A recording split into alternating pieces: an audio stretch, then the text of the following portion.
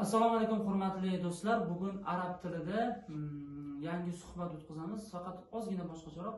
Birinchi hozir lug'at aytamiz. Ketdik marhamat. Raqam, raqam, raqam, raqam, ya'ni raqmun raqam degani. Arab tilida raqam, raqam degan o'zbek tilida raqam.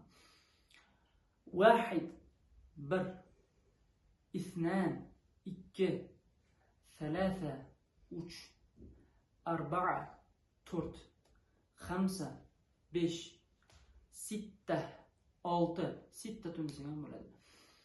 Sab'a, 7, 8, 8, 9, 9, 10, 10.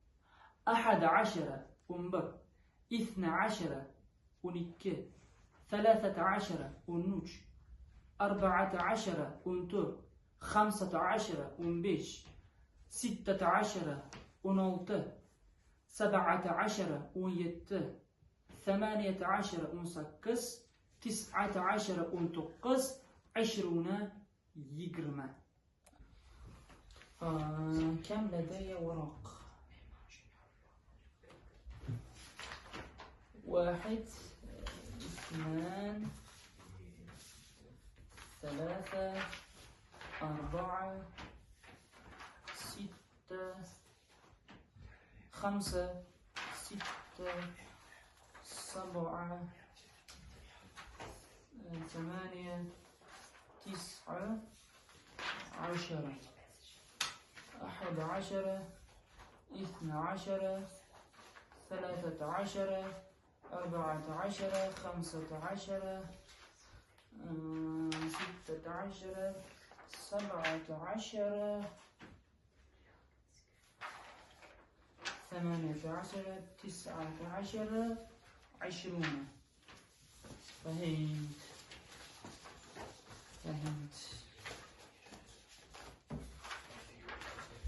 فهمت. لدي 20 أوراق. من ده 20 تا qog'oz bor, ya'ni varaq bor.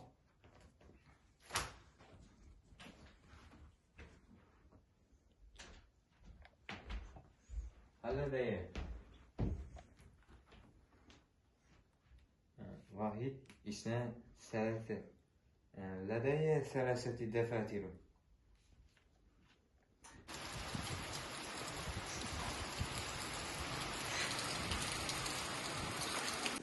Agar ushbu suhbatimiz ozgina bo'lsa ham manfaat keltirgan bo'lsa, biz o'z maqsadimizga erishgan bo'lamiz. Ha, oxiridagi epizodni ko'rgan bo'lsanglar kerak, yo'q-yo'q bo'ldi. Sog' bo'linglar, charchamanglar, salomat bo'linglar.